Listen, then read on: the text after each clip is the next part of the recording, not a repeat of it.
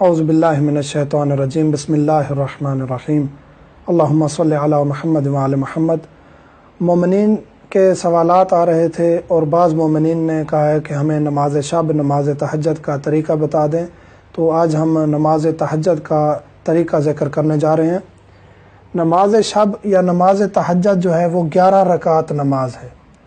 11 रकात में से पहली जो है 8 रकात वो हमने ऐसे ही पढ़नी है जिस तरह हम सुबह की नमाज़ पढ़ते हैं। 2 रकात पढ़ेंगे, नियत ये 8 रकात की यही करेंगे कि हम नमाज शब पढ़ते हैं या नाफिला लैल पढ़ते हैं या नमाज तहज्जुद पढ़ते हैं कुर्बतन इलल्लाह, अल्लाहु अकबर। ये ज़बान पर दोहराना नियत ज़रूरी नहीं है। जो भी नियत है, जिस चीज़ की भी है, नमाज की है, रोज़े की है, जिस चीज़ की भी नियत है, ज़बान पर दोहराना ज़रूरी नहीं है, दिल में कह देना काफ़ी है।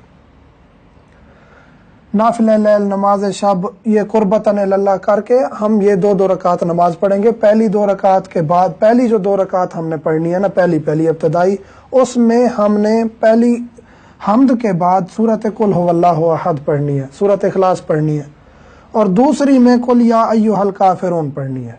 पहली जो 2 रकात है उसमें हम्द के बाद कुल हुवल्लाहु अहद और दूसरी रकात में कुल या अय्युहल काफिरून हम्द के बाद पढ़नी है। और अगर ये ना भी पढ़ें तो पहली 8 रकातें जो हैं वो नॉर्मल आप सुबह की नमाज की तरह भी पढ़ सकते हैं। 8 रकात के बाद जो है वो नमाज शफा की नियत करेंगे कि हम नाफिला शफा पढ़ते हैं कुर्बतन इलल्लाह। ये भी 2 रकात है। हम्द के बाद पहली रकात में सूरत नास पढ़ेंगे और दूसरी में सूरत फलक पढ़ेंगे।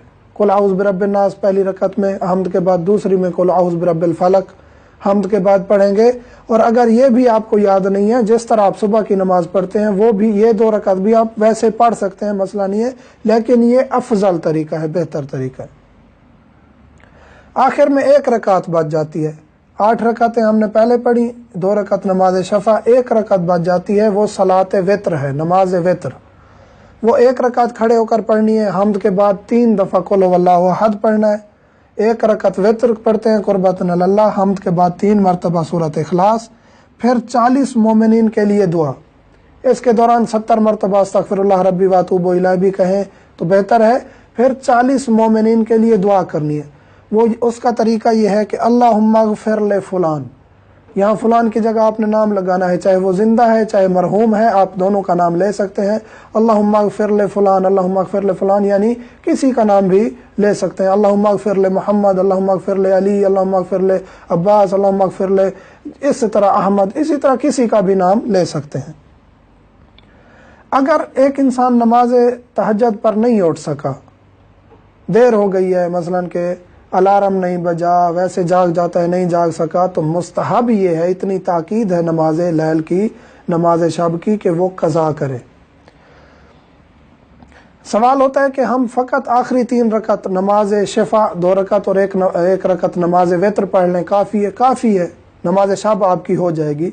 लेकिन अगर पहली 8 रकत पढ़ें, जो जिक्र हुई 8 रकत, वो पढ़ेंगे तो अजर में, सवाब में इजाफा होगा।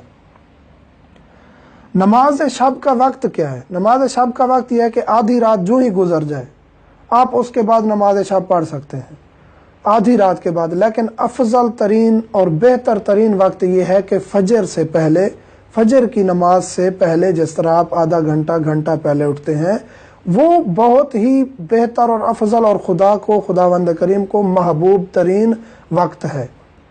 और नमाज शब के बारे में बहुत सारी रिवायात हैं मासूमीन अलैहिमुस्सलाम से, जिसकी फजीलत है, चेहरे पे नूरानियत आ जाती है, इंसान अल्लाह के बहुत करीब हो जाता है, उसकी रूहानी ताकत में इजाफा हो जाता है। और बहुत सारी रिवायात मौजूद है नमाज शब के बारे में। खुदावंद करीम हमें तौफीक दे कि हम इसको रेगुलरली अदा करें और इसमें हम इतनी आगे चले जाएं कि हमारी ये नमाज शब कज़ा भी ना हो। अल्हम्दुलिल्लाह रब्बिल। आप हमारे लेटेस्ट वीडियोस के बारे में जानना चाहते हैं तो हमारे चैनल को सब्सक्राइब करें और बेल आइकन को